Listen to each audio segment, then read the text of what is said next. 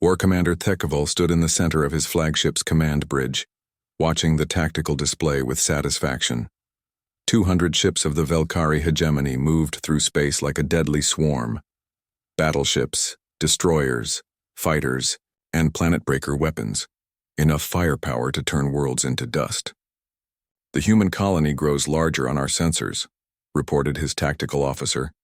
"They show no signs of retreat." "Of course not." Tekevol clicked his mandibles in amusement. "Humans are too stupid to know when they are beaten. That is why they must be eliminated before they spread further." The Velkari had been watching human expansion for 50 rotations. At first, the small pink creatures seemed harmless. They built simple colonies and mined basic resources. But then the Velkari scouts reported something troubling. Humans were spreading too quickly. They were claiming star systems that rightfully belonged to the hegemony. Fleet Admiral Zorthak approached the command platform. He was older than Tekevol, his gray scales marked with scars from a dozen conquered worlds. "War Commander, should we not demand surrender first? It is the proper way." "If you wish," Tekevol replied, "but it will not matter. Look at their pathetic defenses. 6 small warships? They cannot even slow us down." On New Busan, Commander Taemin was having the same thoughts. The alien fleet had dropped out of hyperspace at the edge of the system, and now they could see exactly what they faced. The sensors showed massive ships, each one bigger than anything in the human fleet. 200 ships, Captain Do-hyun said quietly. "My corvettes look like insects next to their battleships." Dr. Park was working frantically at her control station. "The defense systems are almost ready, we just need more time." "How much more time?" Taemin asked. 2 hours, maybe 3. Engineer Haiwan looked up from her equipment. "I can push the power systems harder, maybe cut that to 1 hour." "Do it," Taemin ordered. Then he turned to his communications officer. "Any luck translating their signals?" "Yes, sir. The computer found the patterns. It is a simple mathematical language. They are asking us to surrender." Before Taemin could respond, the main screen lit up with an incoming transmission. The image was grainy but clear enough to see the alien face looking back at them. It had 6 eyes, gray scales, and a mouth full of sharp teeth. "Humans of the mining colony," the alien spoke in broken English. "I am War Commander Tekevol of the Velkari hegemony. You have built your settlement on worlds that belong to us." "This is Commander Lee Taemin," he replied.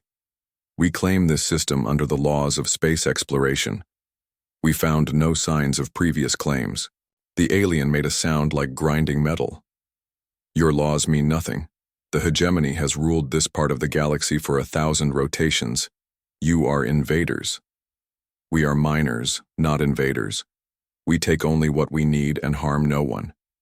"You exist," Tekevol said simply. "That is harm enough. Your species spreads like a plague across the stars. We will not allow it." Taemin felt cold anger rising in his chest. "So this is genocide. You want to kill us all." "Not all. Some of you may serve as slaves. The young ones can be trained. But your military must die, and your colony must be destroyed. And if we refuse?" The alien showed more of his sharp teeth. "Then you die quickly instead of slowly. You have one of your hours to decide.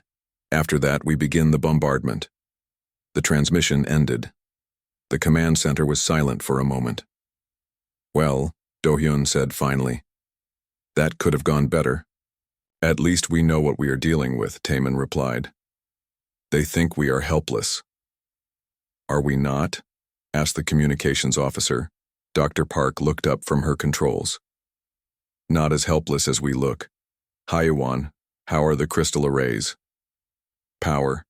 Levels are rising, the network is connecting, but we need 40 more minutes." "We do not have 40 minutes, Taemin said. "They will start shooting in 1 hour." "Then we stall them," Park said. "Make them think we are considering surrender."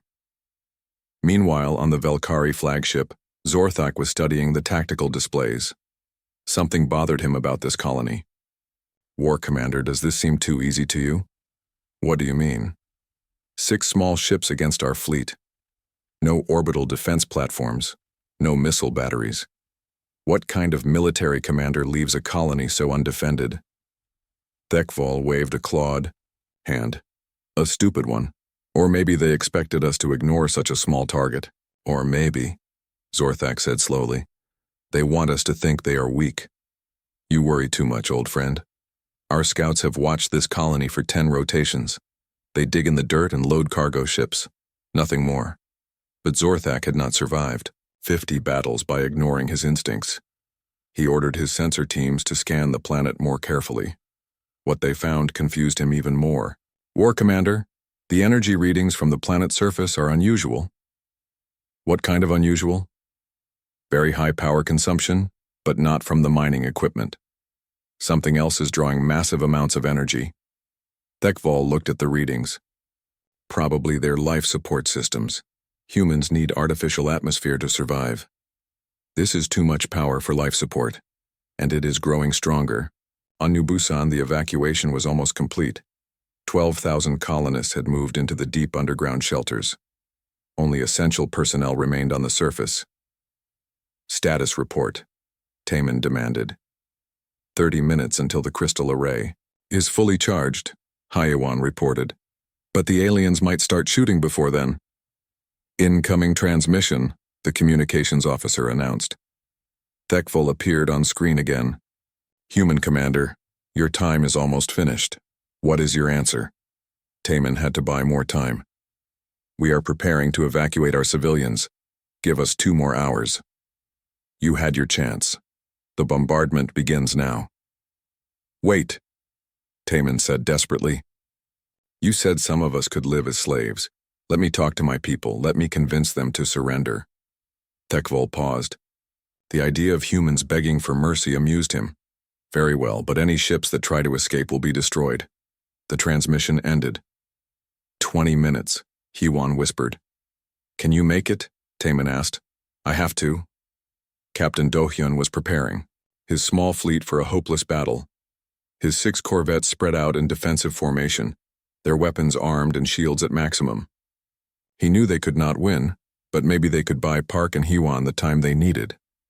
All ships, this is Captain Kim, he broadcast to his squadron. We all know how this looks. But remember, we are not just fighting for ourselves. We are fighting for every human colony in space. If we can show these aliens that humans do not give up easily, maybe others will be ready when they come. Understood, Captain, came the replies from his other ships. On the alien flagship, Thekval was getting impatient. Enough waiting. All ships prepare for bombardment. Target their military vessels first, then the mining installations. War Commander, Zorthak said urgently. The energy readings from the planet are now off the charts. Something is happening. Down there?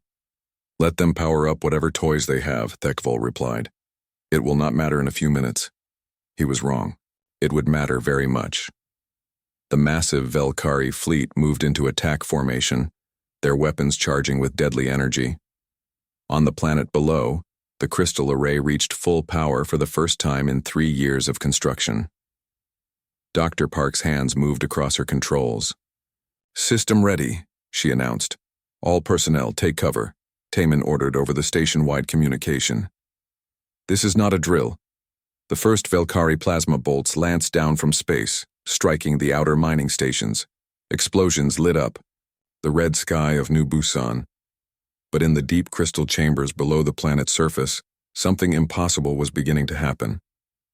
Commander Lee Taman stood on the observation deck of New Busan Station, watching the morning sun rise over the rocky surface of Kepler 442b.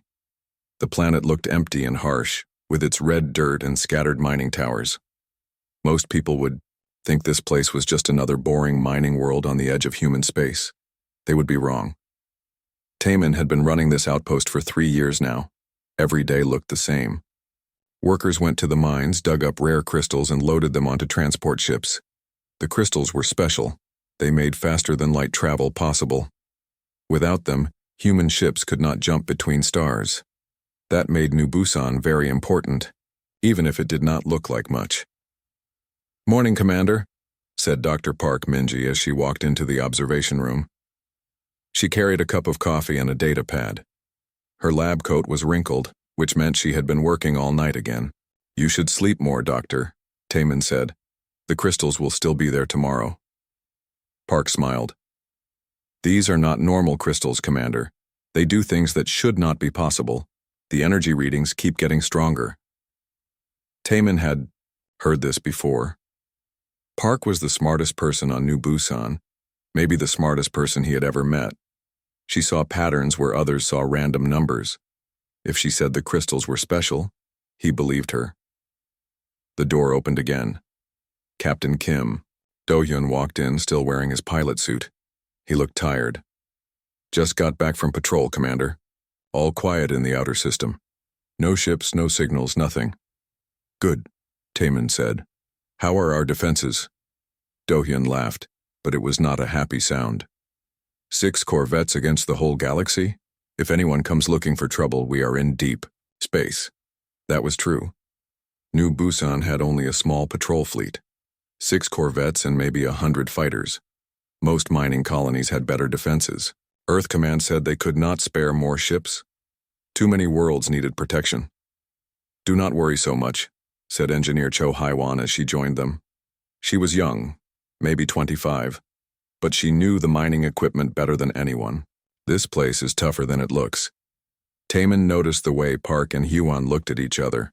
They shared some secret, something they had not told him yet. He had learned to trust his people, but he also knew when they were hiding something. "Hyuan, how is the equipment running?" he asked. "Perfect," she said too quickly. "All the mining robots are working fine. The crystal processors are running at full power. No problems at all." Park coughed. "Commander, maybe we should show you the new project." "What new project?" "The one we have been working on for 6 months, Haiwan said. "The one that uses the special crystals." Taman felt a cold feeling in his stomach. "What kind of project?"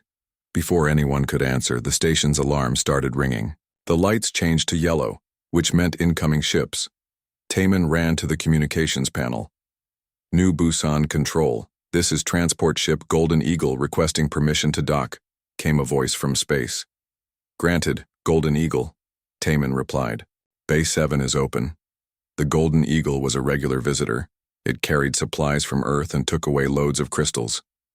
Captain Ross, the ship's commander, was an old friend. "Maybe we should continue this talk later," Park said. "No," Taman said firmly. "Tell me now, what have you been building?" Park and Hyuan looked at each other again. Finally, Park spoke. "Defense systems, using the crystals. They can do more than make ships jump between stars." "What kind of defense systems?" "The kind that could protect this entire planet," Hyuan said quietly. Before Taman could ask more questions, his communication officer called from the main control room. "Commander, you need to see this. Long-range sensors are picking up something strange." Taman hurried to the control room with the others following. On the main screen, he could see a map of the star system. Normally, it showed only their planet, 2 gas giants and some asteroids. Now there were red dots at the edge of the system. "What am I looking at?" Taman asked. "Unknown energy signatures," the sensor operator said. "Very faint, but definitely artificial. Could be ships running silent." Do-hyun leaned over the controls. "How many?"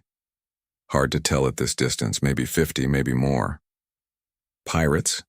Taman asked, but he already knew the answer. Pirates did not travel in groups of 50 ships. "No way," Do-hyun said. "Pirates hit fast and run. This looks like a fleet." Park was staring at the display with wide eyes. "Commander, I think we need to activate the defense systems now." "What defense systems?" Taman demanded. "Stop talking in riddles and tell me what you built." "We turned the entire planet into a weapon," Hyuan said simply. The room went quiet. Everyone stared at her. "Explain," Taman said in his command voice. "The mining operation was never just about gathering crystals," Park began. "We were also placing them in a pattern across the planet. The crystals can store and focus energy in ways that normal science says is impossible." "What kind of energy?"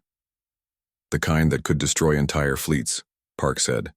"But only if someone attacks us first. The system is purely defensive. Taemin felt like the ground was moving under his feet. You built a planet-killing weapon without telling me? Not planet-killing, Hyawan corrected. Ship-killing. Many, many ships. How many ships? Park looked at the sensor display. All of them. The red dots on the screen were getting brighter. Whatever was coming toward New Busan was getting closer, and they were no longer trying to hide. Sir, the communications officer said, I am picking up transmission signals. They are not human. Taemin's blood went cold. First contact with alien life had always been a possibility, but no one expected it to happen at a small mining colony. Can you understand the signals? Working on it, sir. The computer is trying to find patterns. Captain Do-hyun was already moving toward the door. I need to get my ships ready. Wait, Taemin called. 6 corvettes against an alien fleet? That is suicide. Maybe, Do-hyun said. But it is my job. Park grabbed Taemin's arm. Commander, trust us. We have been preparing for this day. New Busan is not as helpless as it looks. How long until they get here? Taemin asked. The sensor operator checked his instruments. At current speed, maybe 12 hours. 12 hours to prepare for humanity's first contact with alien life. 12 hours to test defense systems he had not even known existed. 12 hours to save 12,000 colonists. Alert all personnel, Taemin ordered. Emergency protocols are now in effect. Get everyone to the underground shelters, and someone please explain to me exactly what kind of weapon we have been sitting on. As the station's crew hurried to follow orders, Taemin looked at the approaching red dots on his screen. Whatever was coming, it was big enough to cross space in a massive fleet. Big enough to consider one human mining colony worth attacking. They had no idea what they were flying into. The first plasma bolts from the alien fleet struck New Busan like hammers from space. Mining Station 7 disappeared in a ball of fire and molten metal. The shield generators protecting the main colony flickered and sparked as they tried to absorb the massive energy impact. Captain Kim Do-hyun watched his tactical display as red warning lights filled his corvette's bridge. All ships, engage the enemy. Focus fire on their lead destroyers. 6 human corvettes accelerated toward the alien fleet like arrows shot at a mountain. Their missile tubes opened, launching everything they had. The missiles streaked through space, their nuclear warheads bright against the black. War Commander Tekvol barely noticed the human attack. Look how they waste their ammunition, he clicked to his bridge crew. Primitive nuclear weapons against our battle armor. The human missiles struck the alien destroyers and exploded in brilliant flashes. When the light faded, the enemy ships were still there, their shields glowing but intact. Return fire, Tekvol ordered. Show them real weapons. The alien response was devastating. Plasma cannons and antimatter torpedoes reached out from dozens of ships. Captain Do-hyun's corvette Soul's Pride took 3 direct hits and broke apart, its crew dying instantly. The corvette Pusan Runner lasted only seconds longer before its reactor went critical. This is Captain Kim to all remaining ships. Do-hyun transmitted from his damaged bridge. Fall back to defensive positions around the planet. Make them work, for every shot. But even as he gave the order, he knew it was hopeless. His remaining 4 corvettes could not possibly stop 200 alien warships. Deep underground, Commander Taemin watched the battle on his screens and felt sick. Good people were dying while he waited for Dr. Park's mysterious weapon to activate. How? Much longer? He demanded. The crystal array is fully charged, Park replied, her fingers dancing across control panels. But I need to calibrate the targeting system. These energy levels are beyond anything we tested. Engineer Haiwan was working at a second console, sweat running down her face despite the cool underground air. The quantum resonance field is forming. I can see the patterns in the crystal matrix. In simple words, Taemin said, what does that mean? It means we can fight back, Park said grimly. Above them, the alien bombardment was getting worse. Mining. Stations exploded one after another. The colony's outer defenses were failing. Tekvol had stopped enjoying the slaughter and was now focused on finishing quickly. Admiral Zorthak, he called to his second-in-command. Take your battle group and destroy their remaining ships. I want this finished in the next few minutes. Zorthak nodded and gave orders to his captains. 30 alien warships broke away from the main fleet and moved to surround the surviving human corvettes. Captain Do-hyun saw them coming. His ship was badly damaged, life support failing, but his weapons still worked. All ships, close formation.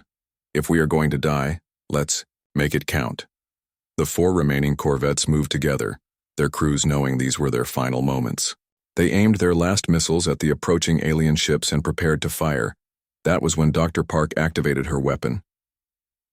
Deep beneath New Busan's surface, in caverns carved from solid rock, thousands of rare crystals began to glow. The crystals had been placed in perfect mathematical patterns, each one connected to the others by quantum energy fields that human science barely understood. Targeting the lead alien battleship, Park announced. Her voice was calm, but her hands shook as she worked her controls. Are you sure this will work? Taman asked. The theory is sound, she replied. The crystals can focus quantum energy into a coherent beam.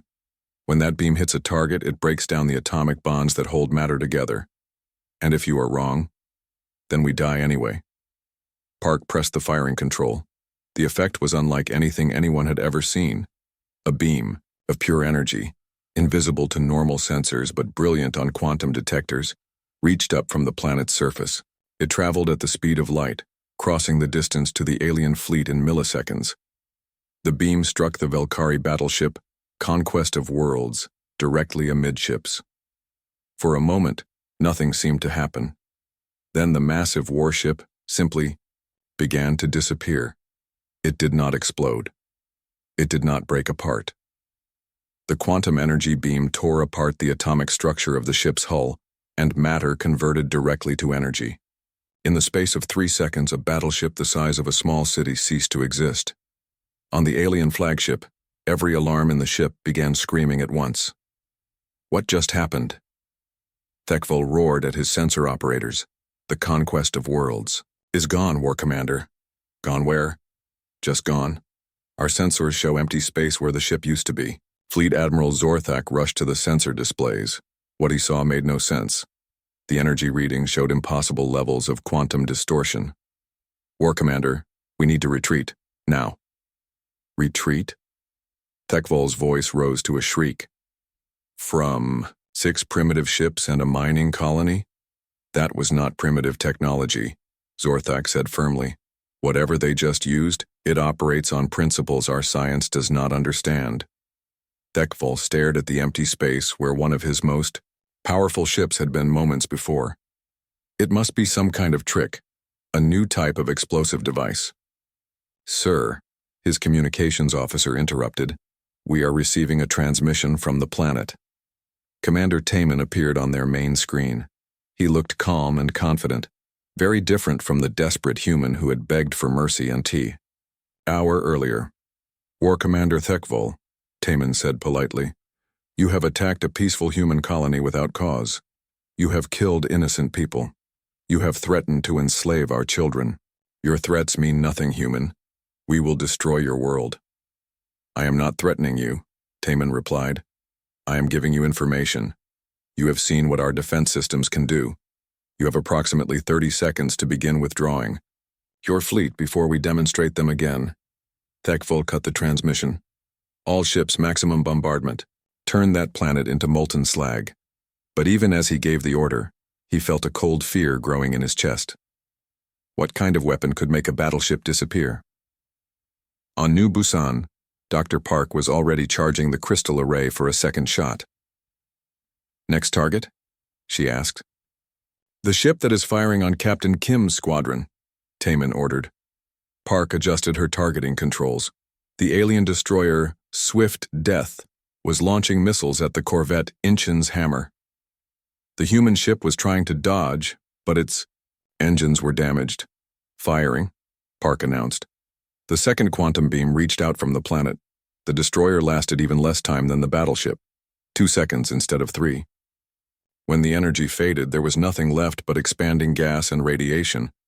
Captain Do-hyun watching from his battered Corvette, could not believe what he was seeing. "Command, did you just make 2 alien ships disappear?" "That is correct." "Captain," Taman replied. "Dr. Park, how many more shots can we take?" "The crystals need 30 seconds to recharge between shots," she said. "But we have enough power for dozens of firings." Hewan looked up from her engineering station. "Actually, we have enough power for hundreds of shots. These crystals store energy like nothing we have ever seen." On the alien flagship, panic was beginning to spread. Thekvol's officers were shouting reports of impossible energy readings and vanishing ships. "War Commander," Zorthak said urgently, "we must retreat. This is not a battle we can win." "Never!" Thekvol slammed his fist on the command console.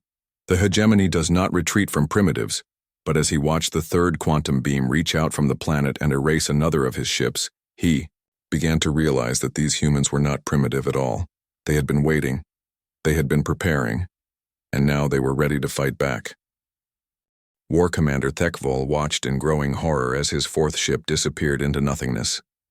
The cruiser Dark Victory had been launching plasma torpedoes at the human colony when the strange beam reached out from the planet's surface.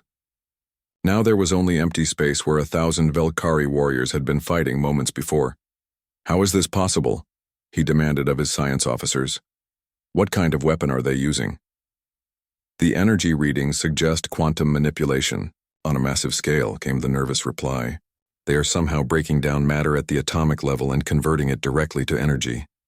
"That is impossible. No species in the galaxy has that technology."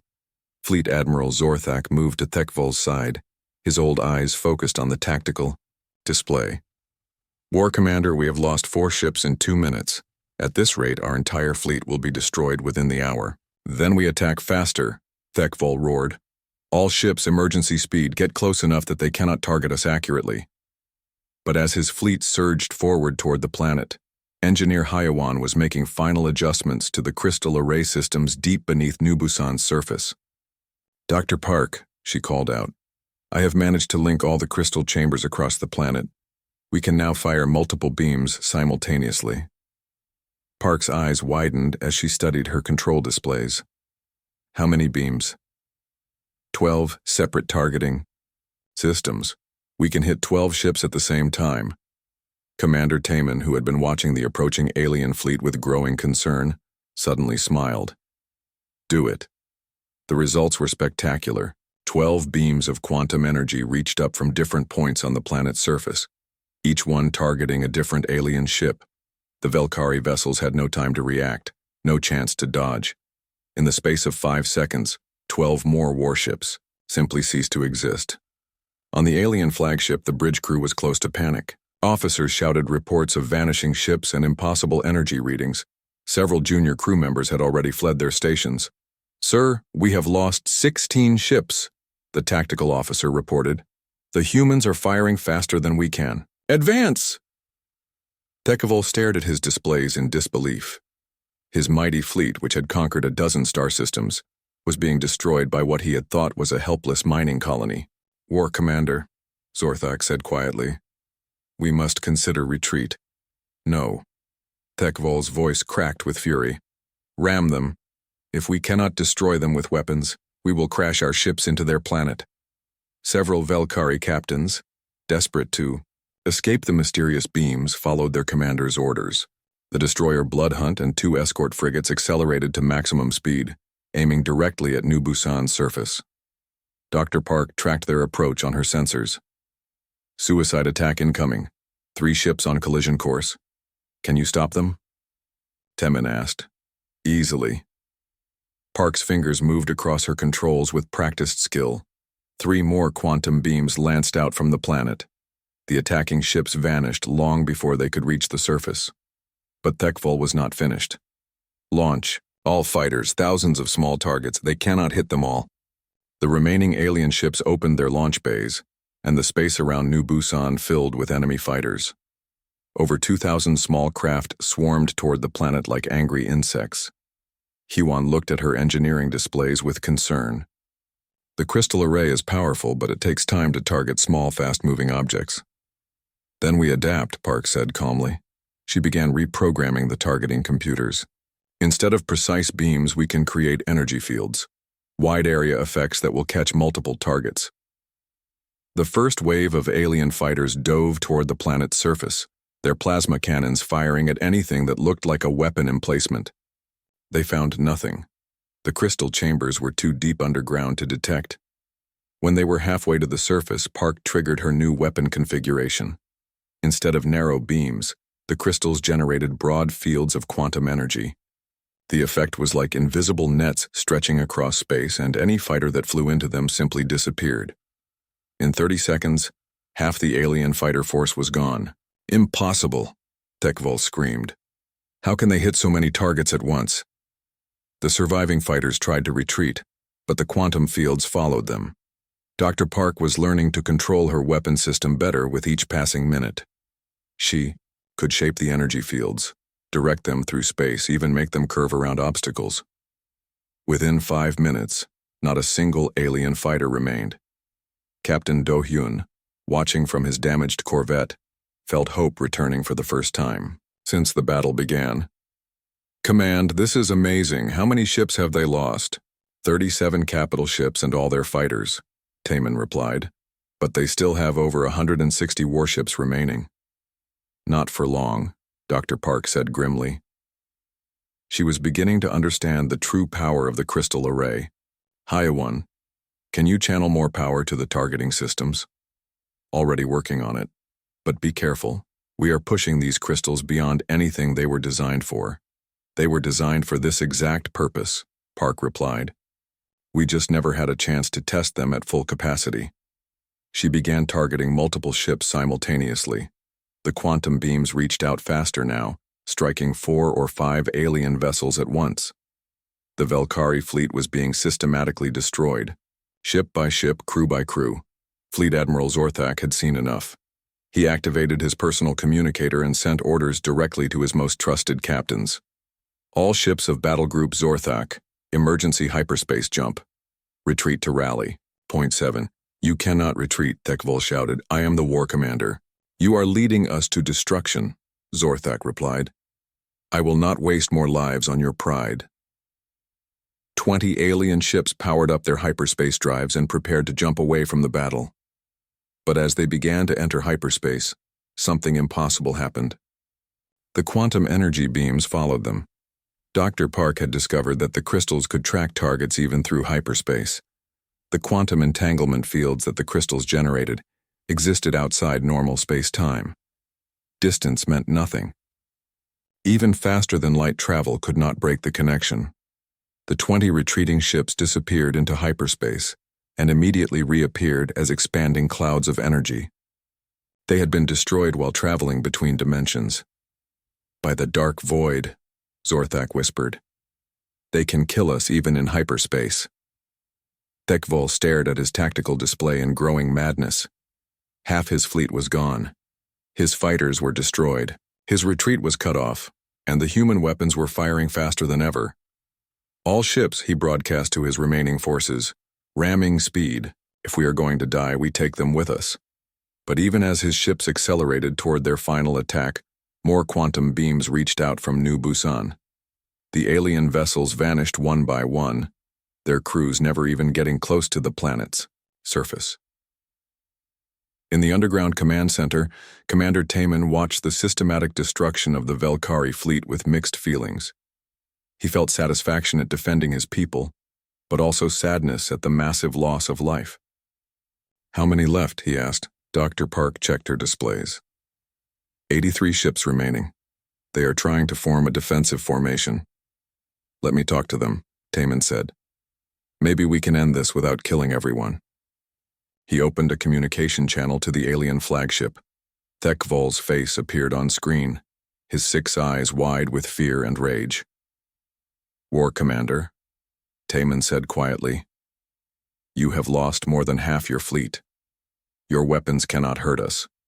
Your ships cannot escape. Surrender now and I will let the survivors leave in peace." "Never," Tekvol shrieked. "The hegemony does not surrender to primitives. Then you will all die for nothing," Taman replied sadly. "Dr. Park, finish it." The final phase of the battle was almost merciful in its speed. The crystal array fired continuously now, multiple beams striking multiple targets every few seconds. The remaining Valkyrie ships vanished one after another, until only the flagship remained.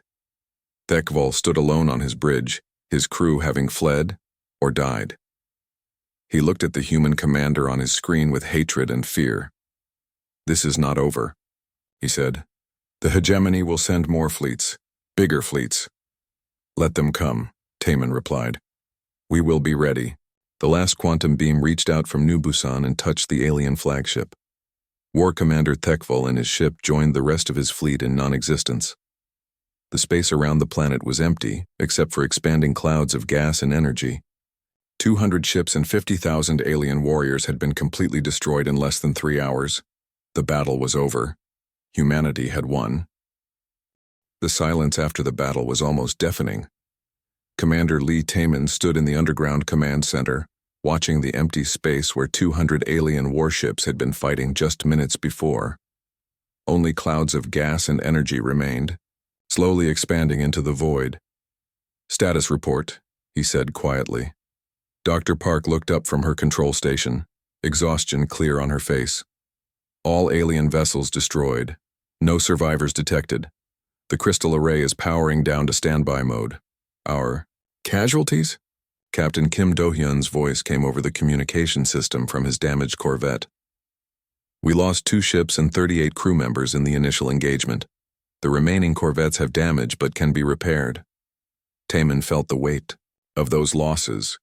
38 good people had died defending New Busan, but without their sacrifice 12,000 colonists would have been killed or enslaved. "Captain, bring your ships home. We need to assess the damage and begin repairs." "Understood, Commander, and sir, whatever you and Dr. Park built down there, it saved all our lives." Engineer Cho Ha-yuan was running diagnostics on the crystal array systems. "The quantum resonance fields are stable. All crystal chambers are intact. We can recharge the system to full power within 6 hours if needed." "Will we need to?" Taman asked. Dr. Park studied her long-range sensor displays. "Unknown. The aliens mentioned something called the hegemony. This might have been only the first attack." Before anyone could respond, the communication console lit up with an incoming signal, but this time it was not aliens calling. The transmission was coming from Earth.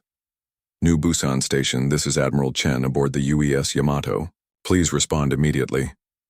Taman hurried to the communications panel. Admiral Chen was the head of Earth's Deep Space Fleet. What was he doing all the way out here? "Admiral Chen, this is Commander Lee Taman. We have just repelled an alien attack force. 200 ships destroyed. No survivors." There was a long pause before Chen responded. "Commander, we monitored the energy signatures from your battle. Every ship in the sector detected the quantum pulses. What kind of weapons are you using?" "Dr. Park can explain better than I can, sir." Park stepped forward, suddenly looking nervous. "Admiral, we have been testing experimental defense systems using the rare crystals we mine here. The results exceeded our expectations." "I would say so. According to our sensors, you generated enough quantum energy to power Earth's entire grid for a year. How is that possible?" "The crystals found on this planet have unique properties. They can store and focus energy in ways that normal matter cannot. We built a planetary defense grid using mathematical principles that we barely understand ourselves." Admiral Chen's image appeared on the main screen. He was an older man with gray hair and serious eyes. "Dr. Park, did you develop this technology on your own?" "No, sir. We had help." Taman stared at her in surprise. "What kind of help?" Park looked uncomfortable. "Admiral, perhaps this conversation should be classified." "It already is, Doctor. This is a secure channel." "Now explain." Park took a deep breath. 3 years ago, Earth Command contacted me with a special assignment. They said first contact with hostile aliens was inevitable, and humanity needed to be prepared. They gave me access to classified research from a dozen different projects. "What kind of research?" "Quantum physics experiments from the Mars colonies, crystal technology recovered from ancient sites on Europa. Energy field theories that had been considered impossible until we found these crystals. Taman felt like the ground was shifting under his feet again. You are saying Earth knew about the aliens before today? Not exactly, Admiral Chen said. We knew contact was coming, but not when or where. That is why we established the Fortress Protocol. The what? Dr. Park answered. New Busan was never just a mining colony, Commander. It was humanity's first fortress world. A test to see if we could build planetary defense systems that could protect our colonies from alien attack. And you did not tell me this because it had to look real, Admiral Chen explained. If you knew New Busan was a military installation, you would have acted differently. The aliens would have detected the deception. Engineer Hyewan spoke up. Sir, there is something else you should know. During the battle, I detected energy signatures from several other star systems, similar patterns to our crystal arrays. Admiral Chen smiled for the first time since the conversation began. Very good, Engineer. Yes, New Busan is not the only fortress world. We have been building them for the past 5 years. How many? Taman asked. 47 colonies like yours, each one equipped with quantum defense systems. Some use crystals like you do. Others use different technologies, plasma field generators, gravitational wave weapons, temporal displacement systems. The truth was starting to sink in. Humanity had not been caught unprepared by the alien attack. They had been preparing for it for years, building weapons that could destroy entire fleets. What about the colonists? Taman asked. The families, who came here to build new lives. They are real colonists, Park assured him. The mining operation is genuine. We really do need the crystals for our starships, but we also needed people living normal lives to make the deception complete. Captain Do-hyun's voice came over the communication again. Commander, I am picking up more signals on long-range sensors. Multiple ships approaching from different directions. Taman felt his stomach drop. More aliens? No, sir. These are human ships. Big ones. Admiral Chen nodded. That would be the second fleet arriving. Once we detected the quantum energy signatures from your battle, I ordered a full battle group to New Busan. We need to study what happened here and prepare for the next phase. What next phase? The aliens you fought were scouts for a larger empire. When their fleet fails to report back, the hegemony will send investigators. Then more fleets. Eventually they will come in numbers that even fortress worlds cannot stop. Dr. Park was already thinking ahead. Then we need to share the crystal technology with other colonies.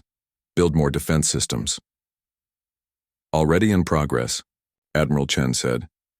Every fortress world will receive upgrades based on what we learned from your battle. But there is something more important we need to discuss. What? The aliens called themselves the Velkari hegemony. According to their transmissions, they rule dozens of star systems.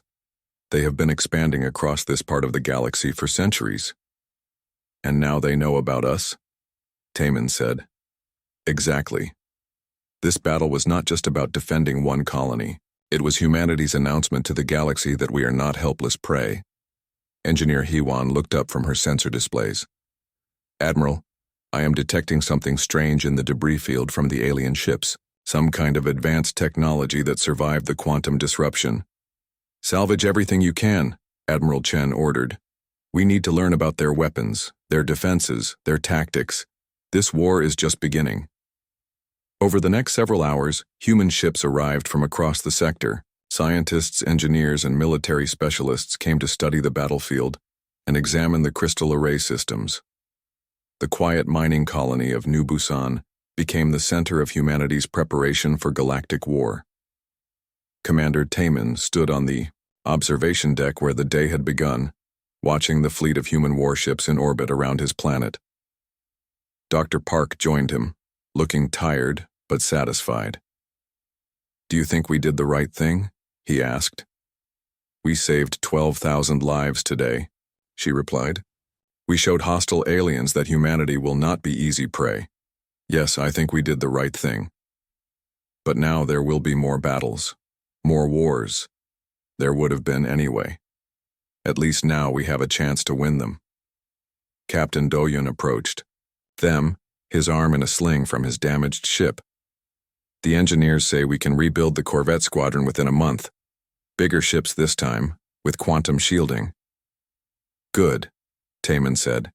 Something tells me we are going to need them. As the three of them watched, more human ships continued to arrive. Battleships, carriers, and massive construction vessels that would build even stronger defenses around New Busan. The age of human expansion across the stars was over. The age of defending those stars had begun. Somewhere in the depths of space, other alien empires detected the energy signatures from the battle at New Busan. Some were curious, some were concerned, and some began planning their own attacks against the strange new species that could make entire fleets disappear. But they did not know about the other fortress worlds. They did not know about the weapons being built in secret across human space. They did not know that what had looked like scattered, helpless colonies were actually the pieces of a vast defensive network. The aliens had thought they were hunting sheep.